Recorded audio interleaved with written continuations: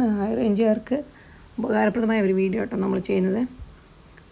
High റേഞ്ചിൽ മെയിനായിട്ടും കുരുമുളക്, കാപ്പി, ഏലം അങ്ങനെയുള്ള കൃഷിവിളകളായതുകൊണ്ട് അത് ഉണക്കിയെടുക്കാൻ ഇവിടെ ഉള്ളവർക്ക് ഭയങ്കര ബുദ്ധിമുട്ട് ഈ മാറി വരുന്ന കാലാവസ്ഥ കൊണ്ട്.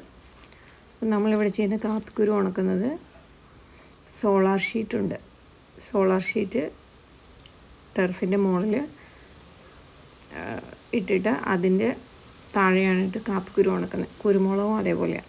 ഇതാദ്യം പറിച്ച കാപ്പിക്കുരു ഉണങ്ങിയെടുത്താണ്. ഒരു പകുതി മുക്കാലോളം ഉണങ്ങിയ കാപ്പിക്കുരു ഇതടുത്ത് പറിച്ചിട്ടേക്കുന്നതാണ്. അപ്പോൾ ഇതാണ് ഈ സോളാർ ഷീറ്റ്. ഇത് നമ്മൾ മെയിനായിട്ട് കർണാടക സൈഡിലൊക്കെ ഇങ്ങനെയാണ് അടക്കയൊക്കെ ഉണങ്ങാനിടുന്നൊരു ഷീറ്റ്. അത് നമ്മൾ ഈ പ്രാവശ്യം അതൊന്ന് ട്രൈ ചെയ്ത് നോക്കി. അപ്പോൾ 2 ദിവസം കൊണ്ട് നമ്മളിട്ട് കാപ്പിക്കുരു ഇതിങ്ങനെ ഉണങ്ങി കിട്ടും. എല്ലായിടത്തും തന്നെ നല്ല ഉണക്കം പിടിച്ച് ഒരു മഴ പെയ്ത് കഴിഞ്ഞ് വാരാനോ ഒന്നും പോകണ്ട, നിരത്തിയിട്ട് കൊടുത്താൽ മതി. അപ്പം അത്രയും ചൂടാണ് അതിൻ്റെ അകത്ത്. വെയിലും മഴയത്തൊന്നും ഒരു പ്രശ്നമില്ല.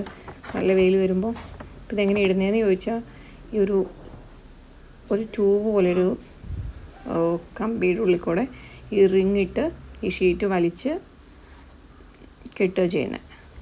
അപ്പം നമ്മളിന്ന് അതങ്ങനെ ചെയ്യും. ആദ്യം നമ്മൾ റിങ് ഇട്ടിട്ടില്ലായിരുന്നു. ഇപ്പോൾ അത് വലിച്ച് കെട്ടി ഇതിങ്ങനെ റിങ്ങിട്ടു. ഇപ്പോൾ എല്ലാ ഭാഗവും ഒരുപോലെ കാറ്റ് വന്നാൽ ഒന്നും പോകാത്ത രീതിയിൽ ഇത് നിന്നോളും. ഇതിൻ്റെ അകത്ത് ഭയങ്കര ചൂടാണ്. നമുക്ക് കയറി നിന്നാൽ തല ഇറങ്ങിപ്പോവും. അപ്പോൾ മഴ വരുന്നതുകൊണ്ട് ഓടുകയും വേണ്ട, ഇത് ഉണങ്ങി പെട്ടെന്ന് തന്നെ നമുക്ക് കിട്ടും.